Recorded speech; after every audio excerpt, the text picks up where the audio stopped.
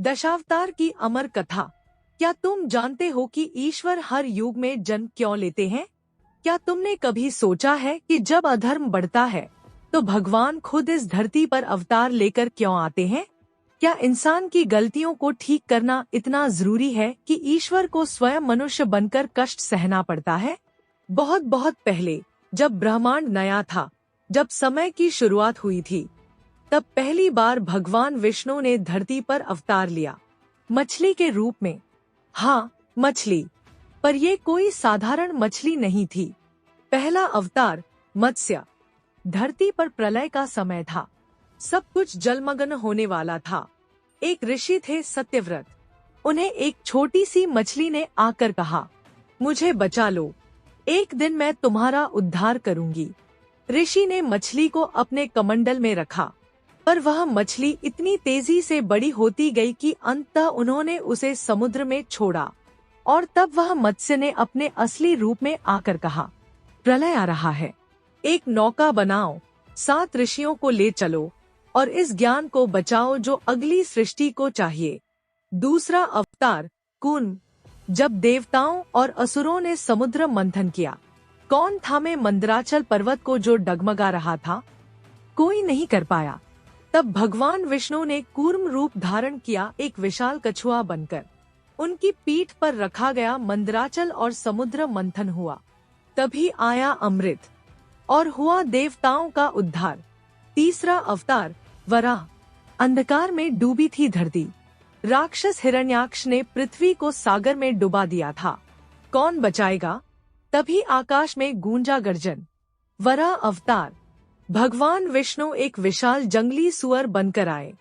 3 दिन तक युद्ध चला समुद्र की गहराइयों में, और फिर वराह भगवान ने पृथ्वी को अपने दांतों पर उठाकर वापस ब्रह्मांड में स्थापित किया। चौथा अवतार नरसिंह। जब भक्त की रक्षा के लिए भगवान को नियम तोड़ने पड़े, हिरण्यकश्यप ने कहा, न मुझे कोई इंसान मार सकता है, न जानवर, न दिन में न रात में, न घर में न बाहर।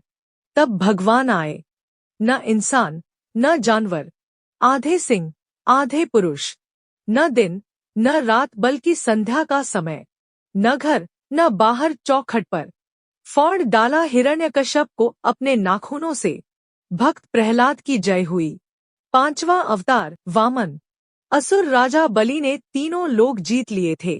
तब एक छोटा ब्राह्मण बालक आया, वामन, मुझे 3 पग भूमि दे दो, बस इतना ही। पहले पग में आकाश, दूसरे में धरती और तीसरे पग में राजा बलि का घमंड। विष्णु ने छोटा बनकर महान सिखाया। छठा अवतार परशुराम। जब क्षत्रिय राजा अत्याचार करने लगे, धर्म को रौंदने लगे, तब आया क्रोध, तब आया परशुराम।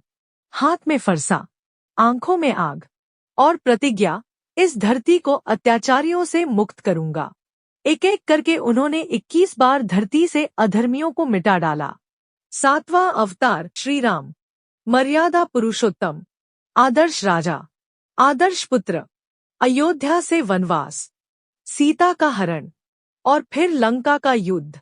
धर्म की स्थापना के लिए एक राजा को क्या क्या त्याग करना पड़ता है, राम का जीवन यही सिखाता है। शबरी के बेर से लेकर राम सेतु निर्माण तक, राम कथा में हर मोड़ पर संघर्ष, प्रेम और आदर्श की मिसाल है। 8वां अवतार श्री कृष्ण। कंस का वध, कुरुक्षेत्र का रण, अर्जुन को गीता का उपदेश। जब जब धर्म की हानि होगी, मैं आऊंगा, कृष्ण ने यही कहा। कभी माखन चोर, कभी रणधीर, पर सबसे ऊपर एक सच्चे मार्गदर्शक। उनके शब्दों ने महाभारत का रुख मोड़ दिया। 9वां अवतार बुद्ध।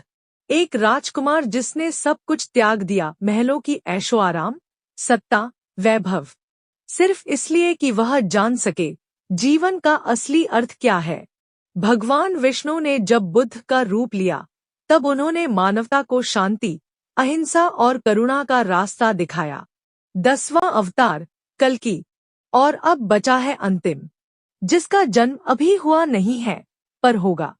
जब कलियुग अपने चरम पर पहुंचेगा, जब अधर्म पूरी तरह फैल जाएगा, तब आएंगे कल्कि, घोड़े पर सवार, तलवार हाथ में, आंखों में ज्वाला लिए न्याय के लिए। अंतिम सवाल, क्या तुम तैयार हो उस दिन के लिए जब भगवान कल की आकर फिर से इस संसार को नया रूप देंगे? क्या तुम अपनी आत्मा को इतना शुद्ध बना सकते हो कि उस दिन उसका स्वागत कर सको? अगर आपको यह कथा पसंद आई हो तो अभी सब्सक्राइब कीजिए स्टोरी नाइट चैनल को। हर हफ्ते ऐसी ही रोमांचक, रहस्यमय और दिव्य कथाएं लाते हैं हम, जहां इतिहास, धर्म और कल्पना एक साथ मिलते हैं। बेल आइकन दबाइए और ज्ञान की इस यात्रा में हमारे साथी बनिए। जय श्री हरि।